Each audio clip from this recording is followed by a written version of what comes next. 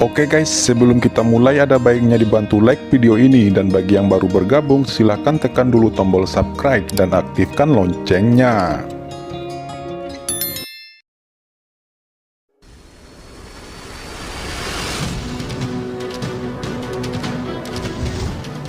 Entah kenapa, dunia terdiam untuk sementara waktu. Jiwuxu hanya setengah langkah yang terhormat, dan kekuatan yang dapat terpancar menekan dunia, memberi orang perasaan yang tak tertandingi. Kekuatan misterius ini, sangat aneh dan kuat, langsung melarutkan kekuatan tiga Master Yun Xiao, dan dengan rantai keteraturan yang mengerikan, itu menjerat mereka bertiga. Rantai keteraturan ini cerah dan tidak bisa dijelaskan.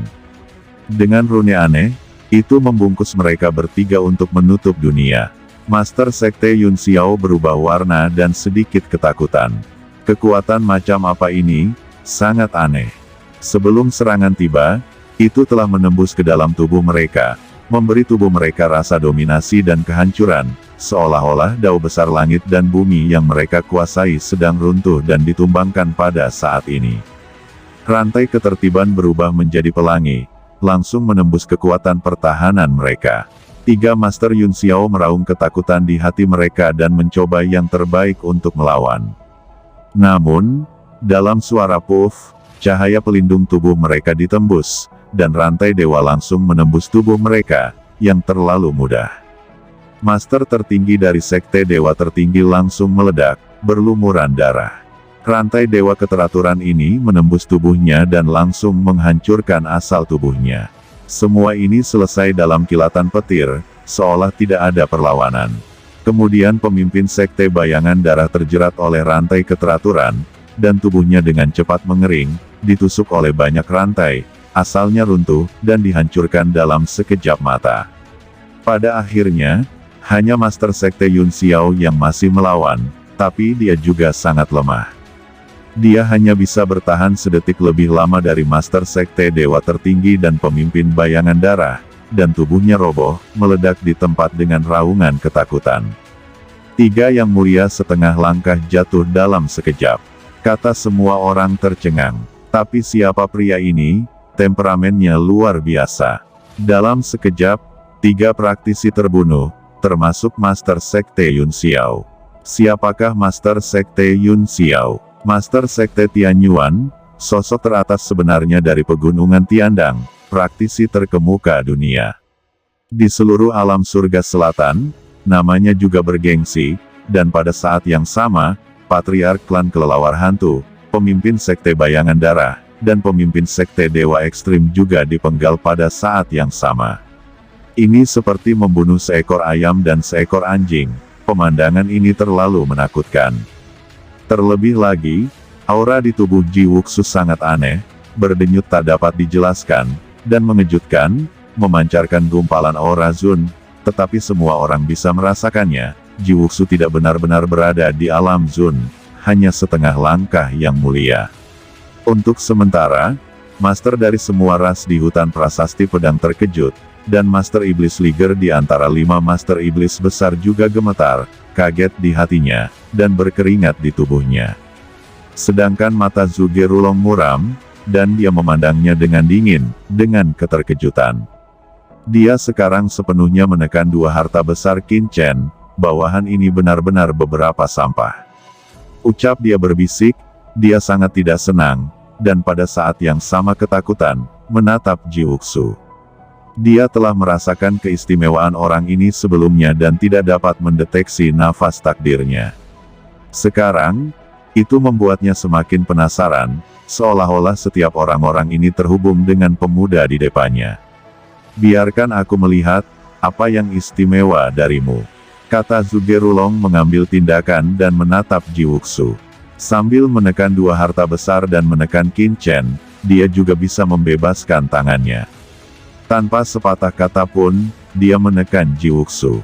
Tiba-tiba, langit dan bumi mendidih, keheningan abadi, dan cahaya takdir yang tak berujung melonjak. Banyak master di tempat kejadian merasa tidak bisa bernapas, mundur dengan gila-gilaan, dan tubuh mereka sepertinya akan meledak, tetapi mereka tidak berani melangkah jauh, mereka semua menatapnya. Terlalu sulit bagi mereka untuk menghadapi pertempuran tingkat bangsawan. Secara khusus, Liger, harimau, Raja Iblis, dan lainnya bahkan telah menghentikan niat pedang mereka. Dia adalah yang mulia setengah langkah, terjebak di alam ini, dan tidak pernah bisa melintasi surga. Sekarang dia bisa melihat yang mulia berkelahi, tetapi baginya ini adalah kesempatan yang sulit. Cahaya takdir yang tak berujung mendidih dan berubah menjadi telapak tangan besar, menekan Ji Wuxu. Aura semacam ini, ekspresi kegembiraan dan kecerobohan yang tiada henti, cukup acuh tak acuh terhadap dalam semua hal, mengabaikan semua makhluk, tanpa emosi. Hahaha, Patua Zuge, aku khawatir kamu tidak akan berhasil, hentikan. Kata Ji Wuxu tertawa dan meledak dengan pelangi ilahi. Momentumnya terlalu keras. Dia memegang Yuan dan Sok dengan kedua tangan. Aliran udara ungu muncul, dan dia mengembangkan pedang perang. Pedang itu berwarna ungu dan bersinar. Seluruh tubuhnya jernih, memancarkan suasana yang mengejutkan. Pedang ungu ini memancarkan kekuatan aneh, menebas telapak tangan takdir, membuat raungan sengit. Telapak takdir Zuge Rulong langsung terbuka. Cahaya takdir menyebar, dan celah terbuka pada saat bersamaan. Kekuatan aneh terkikis, dan celah yang mengalir dengan cahaya takdir membombardir telapak tangan Zuge Rulong. Zuge Rulong terkejut, dan ada celah di telapak tangannya, berlumuran darah. Dia terluka lagi, dan darah terciprat dalam kehampaan ini. Pisau ini terlalu mendominasi, tak terkalahkan. Kekuatan apa ini? Dia kaget. Kekuatan ini sangat istimewa, dan mampu melenyapkan kekuatan yang mulianya. Bahkan jika lawannya setengah langkah Zun, tetapi bagaimanapun juga, dia belum melewati jalan surgawi, bagaimana mungkin itu bisa menyakitinya. Yang lain juga berubah warna, diam-diam terkejut.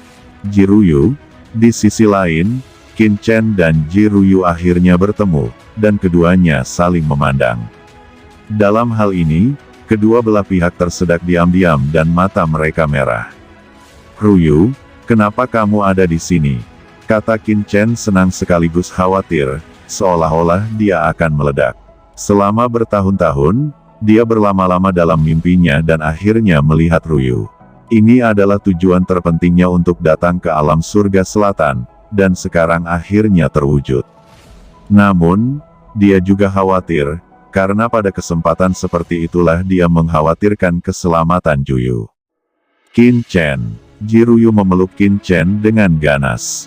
Pada saat ini, dia tidak ingin memikirkan apapun, bahkan jika dia sudah mati, dia bersedia mencium bau Qin Chen yang akrab, dia hanya ingin bersama Qin Chen selamanya. Keduanya berpelukan erat. Jiyu, tahukah kamu? Saya telah mencari Anda. Saya mendengar bahwa Anda dibawa pergi oleh keluarga Ji di alam surga selatan. Kata Qin Chen, merasa bersemangat. Kerinduan untuk tahun-tahun ini, pada saat ini, tidak dapat ditahan. Aku juga, apa ini bukan mimpi? Kata Ruyu menatap Qin Chen dengan air mata berlinang. Pada saat ini, dia juga melihat Yu Qiansu di samping dan berkata dengan penuh semangat, Saudari Qiansu.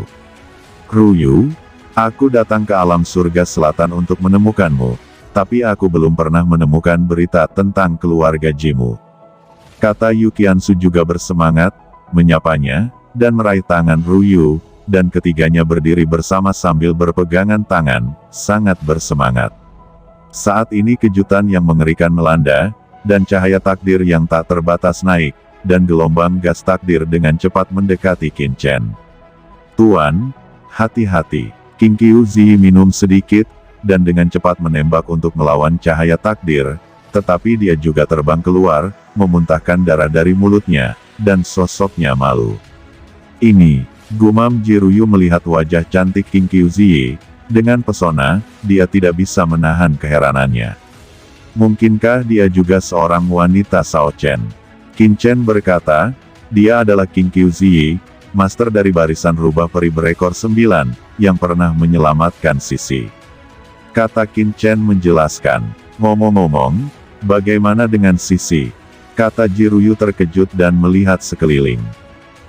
Qiansu, Sisi berada di istana Guanghan saat itu, kenapa dia bisa hilang?